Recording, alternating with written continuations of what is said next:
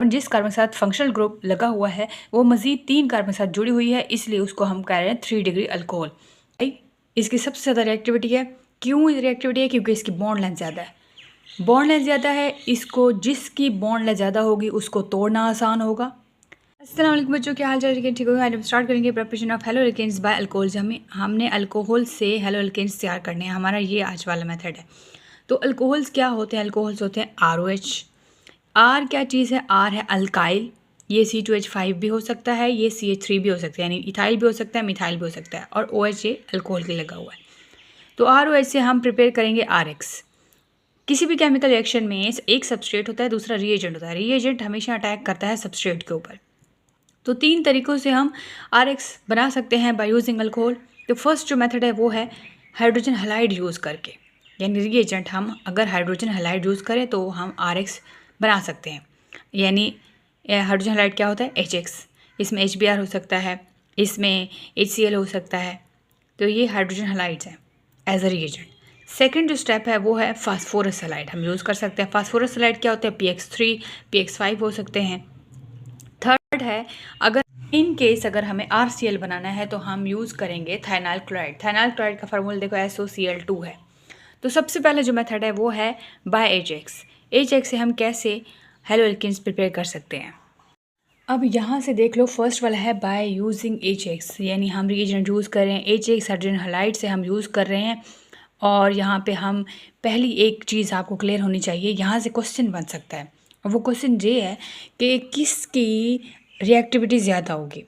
Order of rate of reaction देखें with respect to reagent, यानी इनमें से ऐसा कौन सा रिएजेंट है जिसको ब्रेक करना आसान है, जो ईजीली रिएक्टिव है, जो एज अ रिएजेंट यूज़ हो सकता है यहाँ पे प्रिपरेशन में अल्कोहल के साथ।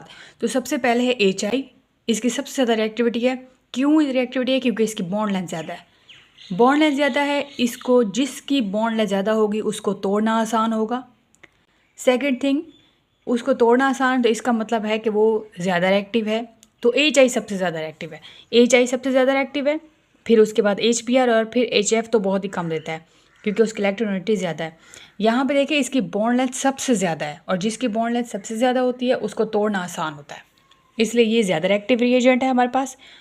उसके बाद HBr है, और फिर ये बहुत कम देता है। तो order of rate of reaction ये मोस्ट इंपॉर्टेंट है, आपके MCQs में आ सकता है। दूसरा मोस्ट इंपॉर्टेंट यहाँ से जो क्वेश्चन बन सकता है वो है order of reaction with respect to substrate. इसमें से कौन सा आपका सबस्ट्रेट ज़्यादा स्टेबल होगा, ज़्यादा रिएक्टिव होगा? तो 3 डिग्री अल्कोहल जो है वो ज़्यादा स्टेबल होगा और ज़्यादा रिएक्टिव होगा। 3 डिग्री अल्कोहल क्या होता है? 3 डिग्री अल्कोहल ये होता है कि जो जिस कार्बन के साथ फंक्शनल ग्रुप लगा हुआ है वो मज़ीद 3 कार्बन के साथ जुड़ी हुई है, इसलिए उसको हम कह रहे हैं 3 डिग्री अल्कोहल। सेकेंड जो होता है 2 डिग्री अल्कोहल, वो क्या होता है? जिस कार्बन के साथ फंक्शनल ग्रुप लगा हुआ है, OH लगा हुआ है, वो मज़ीद 2 कार्बन के साथ जुड़ी हुई है, ये 2 डिग्री अल्कोहल है। 1 डिग्री अल्कोहल कौन सा होता है?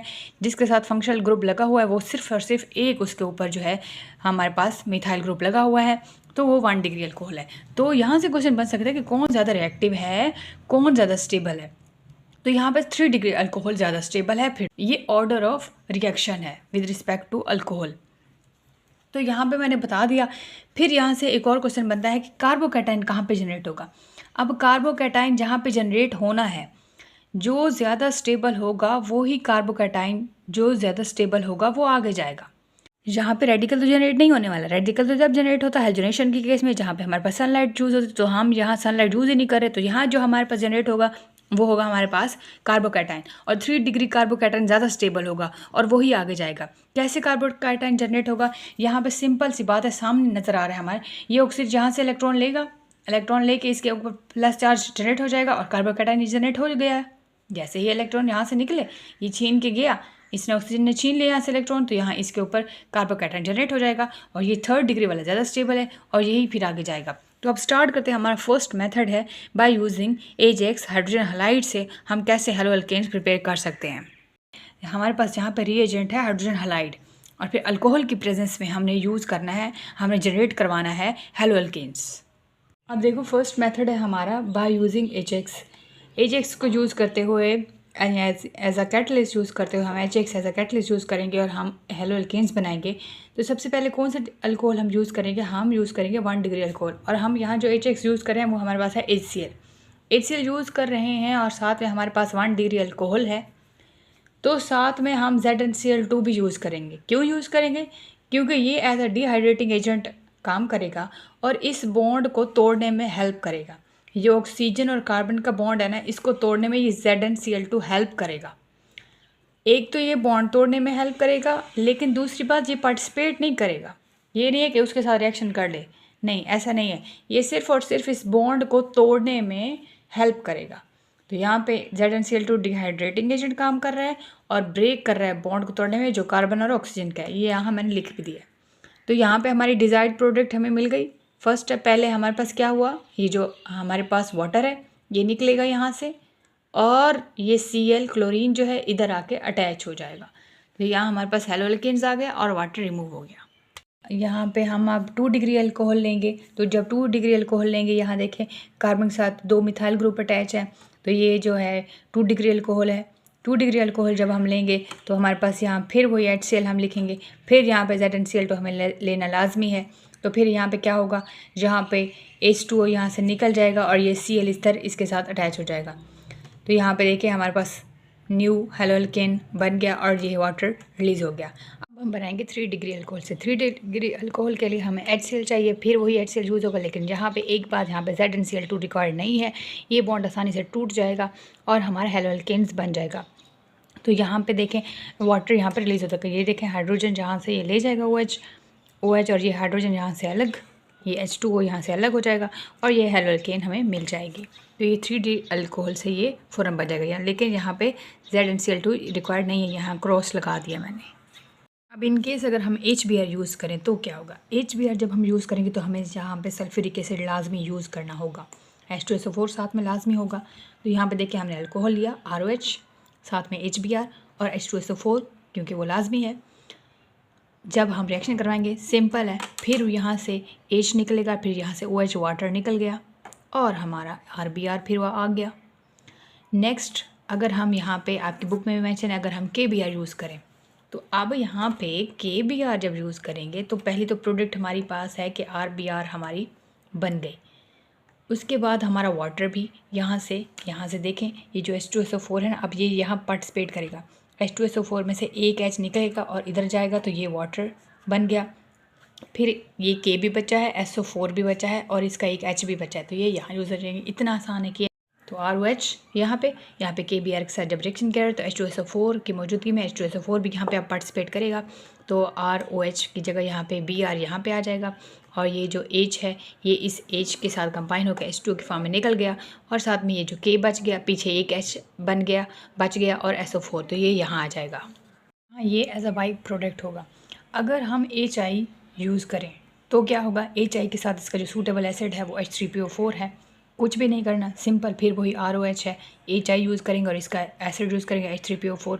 अब क्या होगा, यहाँ पे ये जो हाइड्रोजन है ये इसके साथ कंबाइन हो गया, फिर हम यहाँ से वाटर निकालेंगे, ये वाटर निकल गया और साथ में ये RI बन गया हमारे पास और ये H2O। फिर यहाँ सिंपल अगर हम HI की जगह KI यूज़ करें तो क्या होगा, फिर इसका वही एसिड H3PO4 यूज़ होगा और ये जो अब देखें तो यहाँ पे ये जो H3 है ना, अब ये यहाँ पार्टिसिपेट करेगा और यहाँ से एक H दे देगा और ये यहाँ से वाटर लेकर निकल जाएगा और इसके साथ कंबाइन हो जाएगा, ये RI बच जाएगा, ये एक वाटर आ गया।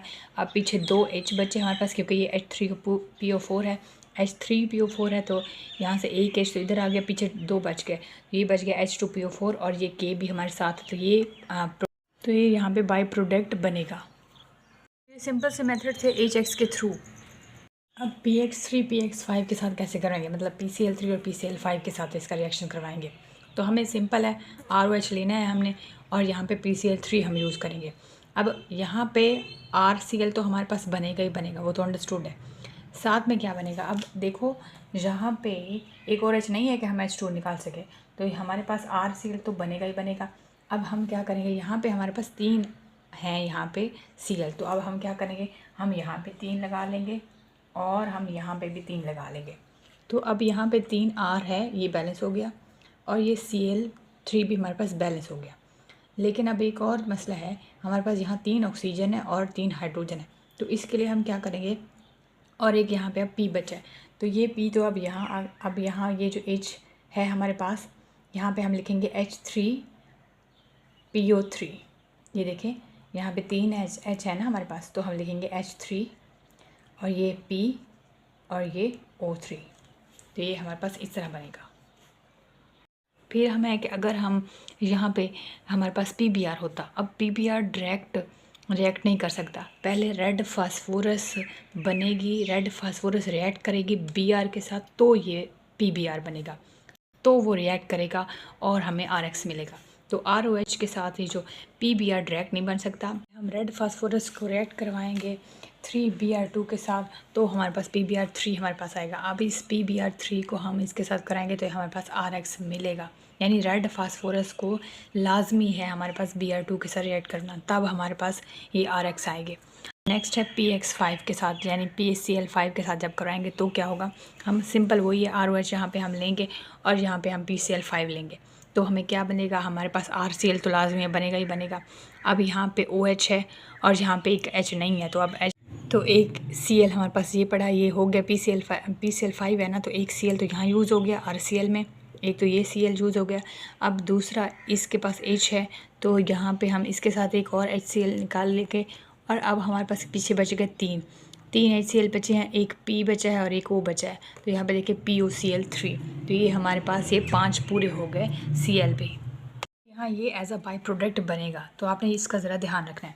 अब आपका मोस्ट इम्पोर्टेंट क्वेश्चन आ रहा है, वो क्या है, डार्जन प्रोसेस आ रहा है। इसमें हम प्योर RCl हमें मिलता है, ये मोस्ट इम्पोर्टेंट क्वेश्चन है। नेमिंग वाले मोस्ट इम्पॉर्टेंट होते हैं, आपको प्योर RCl मिलता है, लेकिन जहाँ पे एज अ रिएजेंट ये कौन सी यूज़ कर रही है, वो है थाइनाइल क्लोराइड हमारे पास यूज़ हो रहा है। डार्जन प्रोसेस में थाइनाइल क्लोराइड यूज़ हो रहा है, ROH के साथ थाइनाइल क्लोराइड यूज़ हो रहा है। तो अब यहाँ पे देखें, तो यहाँ पे हमारे पास एक RCl तो बनेगा लाजमी, प्योर RCl हमें मिलता है। यहाँ पे अब देखें RCl बन गया, एक इसके साथ चला गया और एक Cl बच गया, वो एक Cl इस H के साथ चला जाएगा तो ये HCl गैस बन गया। पीछे हमारे पास SO बच गया और एक ऑक्सीजन बच गया, तो ये SO2 के साथ गैस के साथ ये दोनों गैसेस निकल जाएंगी और ये हमें प्योर RCl मिलेगा। ये मोस्ट इंपॉर्टेंट क्वेश्चन था, इसको आपने अच्छे से करना है। आप बहुत आसान है। आज हमने PX3 वाले PX2 वाले पढ़े, ठीक है, सारी हमने अल्कोहल की प्रिपरेशन देखी हेलो एल्केन से। तो यहाँ तक कमेंट्स ज़रूर पूछिएगा, वीडियो अच्छी लगे तो लाइक कमेंट से जरूर कर दें, चैनल को सब्सक्राइब कर दें, कोई सजेशन हो कोई फीडबैक को दे सकते हैं। नेक्स्ट कौन सा टॉपिक होना चाहिए लाजमी बताइएगा। मिलते हैं नेक्स्ट लेक्चर में, ख्याल रखिएगा। थैंक यू सो मच, अल्लाह हाफिज़।